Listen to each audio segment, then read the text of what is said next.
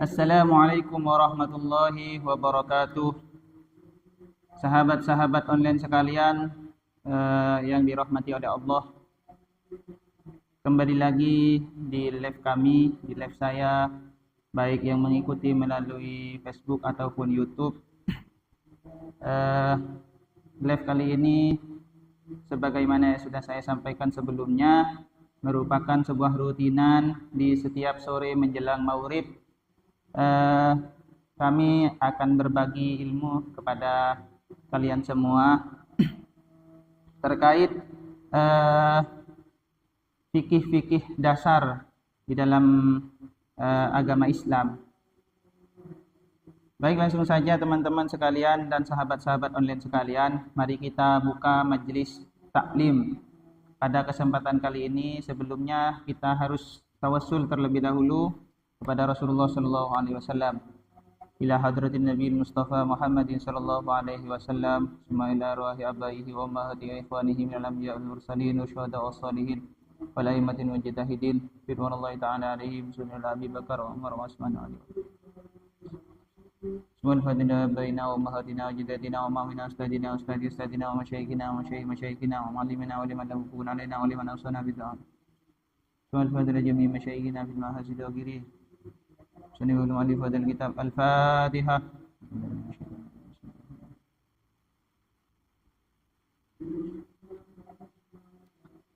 Bismillahirrahmanirrahim. Alhamdulillahirabbil alamin. Alhamdulillahilladzi bi ni'matihi tatimmus shalihat.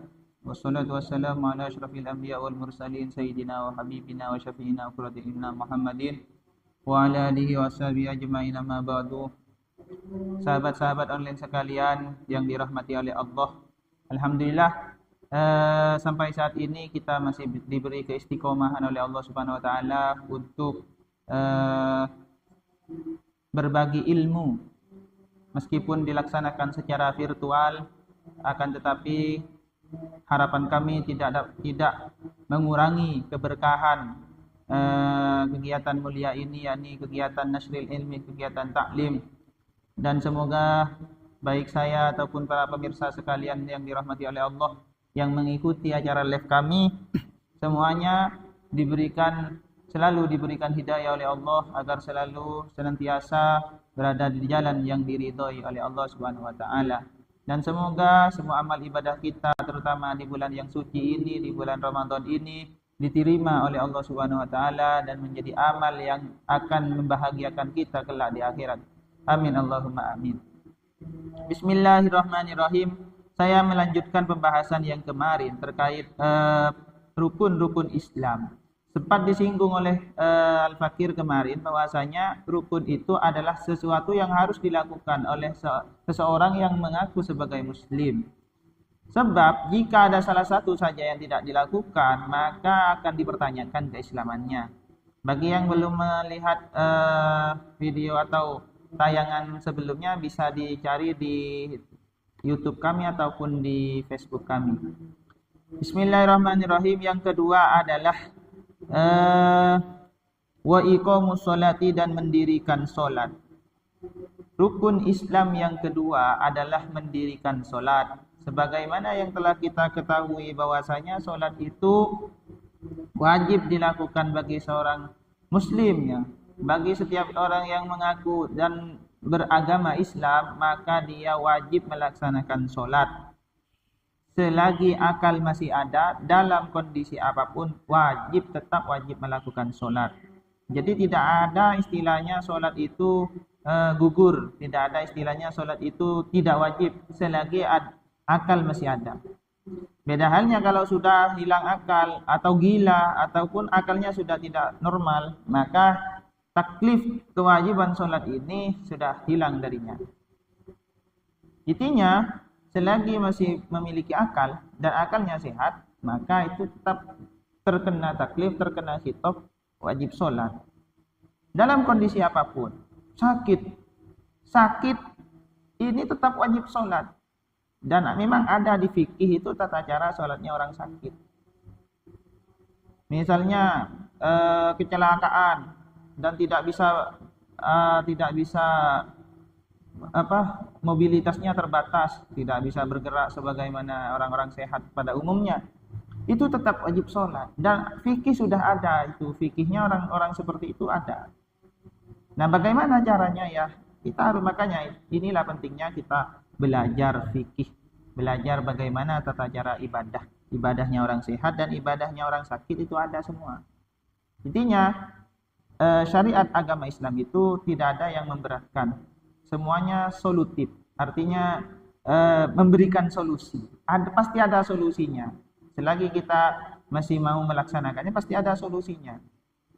Tidak bisa sholat berdiri karena misalnya kalau berdiri pusing, sakit kepala, ya bisa dengan sholat cara yang lain, dengan cara duduk. Bisa sholat tidak bisa duduk dengan cara tidur. Tidur pun itu ada klasifikasinya, ada tidur terlentang, ada tidur miring. Bahkan dalam kondisi yang sangat parah sekalipun, selagi akal ini masih nyambung, masih ada, itu ada tata cara sholatnya, itu dengan ima atau dengan isyarah. Dengan isyarah. Itulah indahnya agama Islam. Baik para pemirsa dan sahabat-sahabat online sekalian,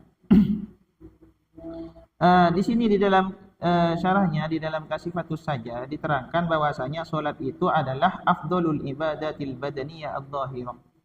Sholat itu merupakan ibadah yang paling utama, ibadah badan yang dilakukan oleh badan yang secara zahir.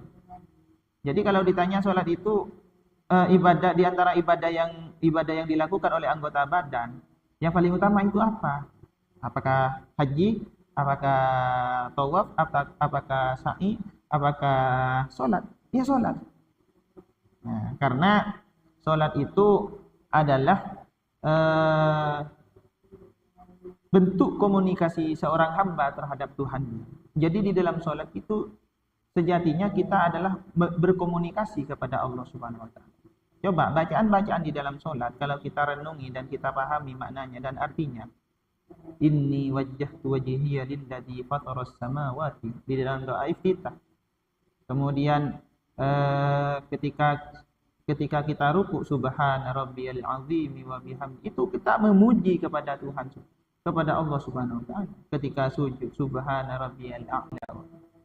Ketika tahiyatul mubarakatus sholawat, itu semuanya adalah bentuk komunikasi kita kepada Allah Subhanahu wa taala. Makanya kemarin sempat saya singgung, sholat itu bagi orang-orang yang khusyuk merupakan destinasi kesenangan tersendiri. Jadi bukan menjadi beban. Justru kalau tidak sholat, maka dia akan gelisah. Itulah ciri-ciri orang yang ditanamkan kekhusyukan di dalam hati oleh Allah Subhanahu wa taala. Jadi kalau dia mendengar suara adzan kemudian tidak bisa sholat tepat waktu, dia akan gelisah. Bukan malah santai-santai saja. Nah, itu adalah tanda-tanda orang yang di hatinya ditanamkan oleh Allah kekhusyukan. Dilanjutkan setelah sholat wa ba'daha as-shaum. Nah, ibadah klasifikasi keutamaan, klasifikasi ibadah yang paling utama, yang pertama itu adalah sholat, yang kedua adalah as-shaum, adalah puasa, summal hajju, kemudian haji, summal zakat, kemudian zakat. Jadi ada klasifikasinya. Kalau ditanya tingkatan ibadah yang paling utama, yang pertama sholat, yang kedua puasa, yang ketiga haji, yang keempat dan paling bawah adalah zakat. Makanya orang yang melaksanakan haji, orang yang melaksanakan zakat, yang menunaikan zakat, orang yang melaksanakan atau menjalankan ibadah puasa, ini semua tidak akan ada artinya, tidak akan ada nilainya kalau tidak melaksanakan sholat. Jadi sholat itu kuncinya. Berarti kalau sudah sholat tidak perlu zakat, tidak perlu haji, ya tidak bisa seperti itu. Teori berpikirnya bukan seperti itu. Artinya kalau kita mau memperoleh pahala yang tiga ini, haji, puasa, zakat, maka kuncinya harus sholat. Nah, baru kalau sudah sholatnya mapan, sholatnya sudah istiqomah, maka ibadah hajinya ini akan bernilai pahala juga. ibadah puasanya akan bernilai, ibadah haji, ibadah zakatnya juga akan bernilai di sisi Allah Subhanahu wa taala. Karena ada keterangan as-sholatu imaduddin. Salat itu adalah jaga atau tiang agama. Bagaimana agama kita mau kokoh berdiri kalau tiangnya saja rapuh? Bagaimana keislaman kita itu akan kokoh di dalam hati kalau salat kita saja itu tidak istiqomah? Makanya penting menjaga sholat. Lebih-lebih sholat yang dilaksanakan secara berjamaah. Nah, ini akan memiliki keutamaan tersendiri dibandingkan sholat yang dilakukan sendirian. Banyak hadis yang menjelaskan keutamaan sholat berjamaah. Tinggal teman-teman dan sahabat-sahabat online sekalian menerapkannya di rumah masing-masing.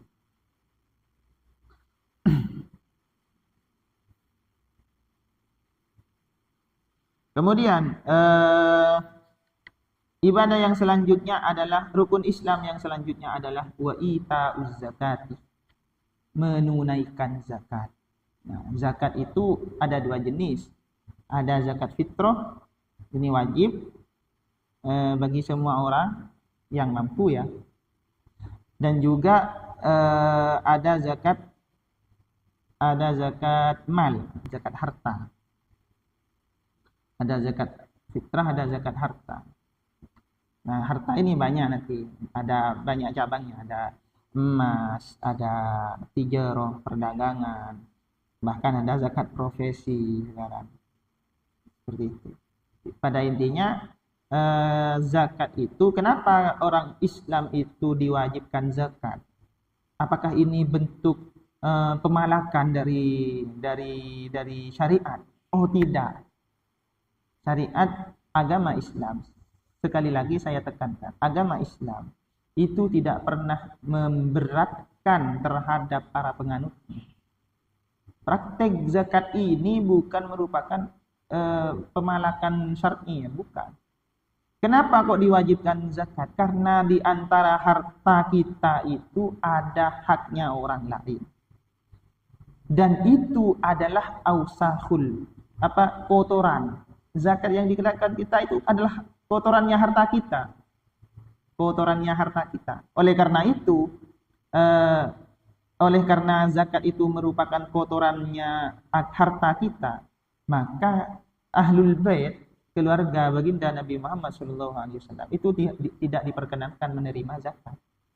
Karena zakat itu kotorannya harta kita, tidak pantas diberikan kepada keturunannya Rasulullah, baginda Rasulullah berserta keluarganya, tidak pantas. Maka keturunan para nabi itu tidak pantas, tidak boleh dizakati karena tidak pantas ini. Nah, bagi siapa zakat ini disalurkan kemana? Kepada al-asnaf as-samaniyah, kepada 8 golongan yang telah disebutkan dinas di dalam Al-Qur'an. Innamas shadaqatu lil fuqara'i. Terus lanjutan ayatnya. Nah, terkait penyaluran zakat ini, bagi orang yang tidak mampu mengklasifikasikan orang ini apakah masuk miskin ataupun masuk fakir ataupun masuk abnaus sabil atau termasuk amil ataupun yang mana. Nah, makanya solusi dari di fikih itu bagi orang yang tidak mampu mengklasifikasikan, maka solusinya adalah mentasarrufkan atau berzakat, menyalurkan zakatnya kepada amil. Nah, tentunya amil di sini adalah orang man istakmalahul imam, orang yang sudah diangkat langsung secara resmi oleh imam. Imam itu adalah pihak yang berwajib yang menangani khusus di dalam zakat, yang diangkat langsung oleh pemerintah.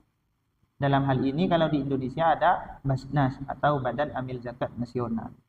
Itu resmi langsung dari Menteri Agama SK-nya dari Presiden, Pak Presiden. Nah, banyak polemik yang terjadi di masyarakat secara umum terkait kebiasaan kita, terutama di perkampungan ya, di Madura terutama, mengeluarkan zakat kepada guru ngaji, mengeluarkan zakat kepada masjid. mengeluarkan zakat kepada, ya bukan, intinya bukan yang al-asnaf as-samani. Itu perlu dipertanyakan.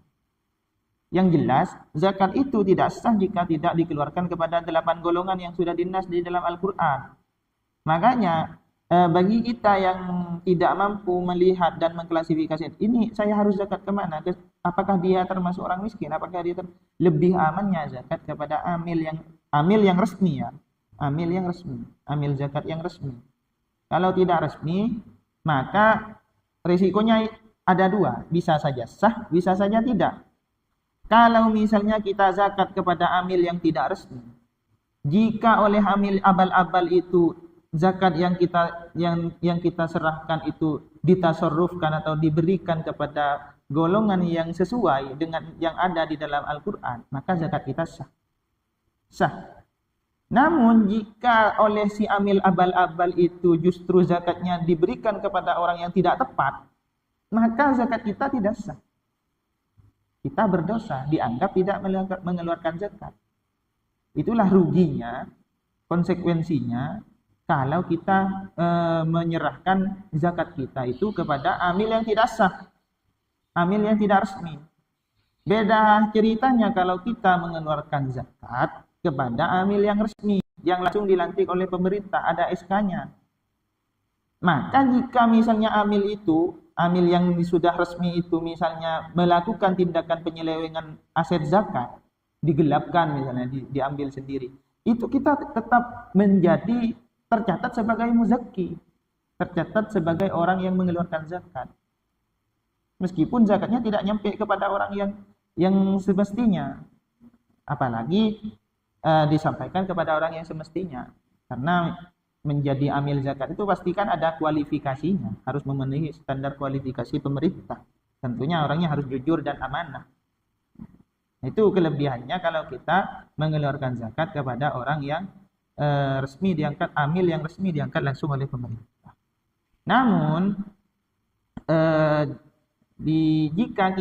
jika di sekitar kita itu ada yang menurut kita termasuk kategori fuqara atau termasuk kategori masakin, maka misalnya ada kasus di tetangga kita banyak yang miskin dan di kota itu ada badan amil zakat nasional.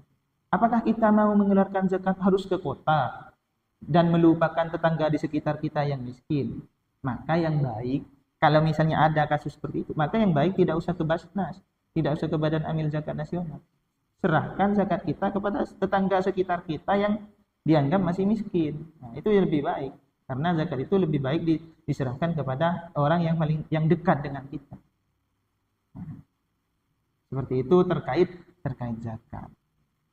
Akan tetapi kebanyakan orang yang sudah banyak hartanya, kemudian di dalam hatinya sudah kena penyakit hubud dunia atau cinta dunia, maka akan timbul rasa eman, akan timbul rasa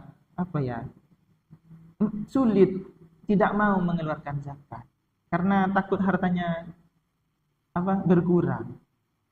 Padahal kalau mau harta kita itu berkah, ya harus dikeluarkan kotorannya itu, kotoran dari zakat, dari harta kita itu yang berupa zakat dikeluarkan. Apalagi zakat fitrah. Kalau zakat fitrah itu baik yang bukan pengusaha atau orang kaya atau tidak, selagi mampu fi yaumihi wa lailatihi fi yaumi idil fitri. Mampu di malam hari raya dan di hari rayanya, maka itu mengeluarkan zakat fitrah. Kalau zakat penghasilan ya kalau sudah sampai haul dan sampai 1 nisab, maka dikeluarkan. Ada memang keterangan atau persentase yang harus dikeluarkan. Jika emas berapa persentasenya, jika zuru atau pertanian berapa persentasenya, itu ada keterangannya di fikih. Silahkan dicari referensinya atau dicari keterangannya di berbagai keterangan-keterangan yang ada. Sekali lagi, kalau mau keterangan yang otentik, itu harus langsung ke sumbernya. Kemudian, wa shaumu Ramadan. Rukun Islam yang selanjutnya adalah puasa Ramadan. Dan saat ini kita sedang melaksanakannya. Alhamdulillahirabbil alamin. Kita oleh Allah Subhanahu wa taala diberi kesempatan untuk merasakan bulan Ramadan di tahun ini. Karena sekali lagi umur itu tidak dapat kita prediksi kapan kita akan meninggal, kapan kita akan dicabut oleh Allah. Nah, bersyukurlah bagi orang-orang yang oleh Allah masih diberi kesempatan untuk melaksanakan puasa di bulan Ramadan. Karena ini kesempatan yang sangat berharga untuk apa? Untuk memohon ampunan yang pertama. Untuk memohon ampunan kepada Allah atas segala dosa-dosa. Yang kedua, meminta dan mencari dan memanfaatkan segala aspek yang memungkinkan berpotensi untuk menghasilkan pahala, itu kita maksimalkan. Di antara contohnya adalah mengaji, belajar, dengarkan siraman-siraman rohani untuk mengisi hati kita. Shaum Ramadan dan berpuasa Ramadan. Berpuasa Ramadan. Nah, terkait sejarah disyariatkannya puasa Ramadan, ini wa furidha fi Sya'ban min as-sanati ats-tsaniyah minal hijrah. Puasa Ramadan ini disyariatkan atau turun syariatnya di bulan Sya'ban minas sanati tsaniyah minal hijrah, tahun kedua Hijriah. Jadi tahun kedua Hijriah itu baru ada syariat berpuasa di bulan Ramadan. Berarti tahun pertama masih tidak ada. Kemudian yang terakhir, rukun Islam yang terakhir adalah wahijjul bait man istata'a ilaihi sabila. Menunaikan ibadah haji. Nah, terkait ibadah haji ini ada qaidnya, ada embel-embelnya. Bagi siapa yang mampu. Man istata'a ilaihi sabila. Artinya bagi orang yang tidak mampu, mampu di sini ada dua ya. Ada mampu dalam kategori zat atau kalau dibahasakan uang, warrohilah dan kendaraan. Ya intinya semua sepaket itu zat dan rohil. Nah sekarang ini banyak gebrakan di Indonesia terutama.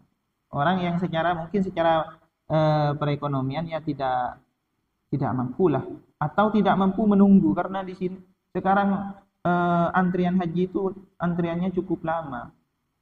Makanya di Indonesia banyak bermunculan orang yang menunaikan ibadah haji, naik haji dengan berbagai cara. Ada yang jalan kaki, ada yang naik sepeda goes itu, ada yang naik sepeda motor, bahkan ada yang naik perahu galon. Ya, itu luar biasa. Banyak sih kontroversi, banyak yang mengiskali. Kalau tidak mampu gak usah berangkat bang. Kalau misalnya tidak ada biaya gak usah berangkat, tidak wajib. Ya terserah lah. Berarti kalau dia memutuskan untuk berangkat dengan metode jalan kaki, itu saya rasa itu sudah melalui proses pemikiran yang matang. Bagaimana keluarganya yang ditinggal, bagaimana nanti ketika di jalan, bagaimana nanti ketika berhadapan dengan perbatasan negara, kan itu pastinya sudah dipikirkan. Tidak mungkin mereka tidak ada perencanaan sebelumnya yang matang langsung berangkat, tidak mungkin kan. Orang gila mana yang seperti itu. Barangkali cukup sampai di sini kegiatan taklim pada kesempatan kali ini. Berharap semoga Allah tetap menjaga hati kita agar senantiasa diistiqomahkan berada di jalan yang baik, berada di jalan yang diridhoi oleh Allah Subhanahu wa taala.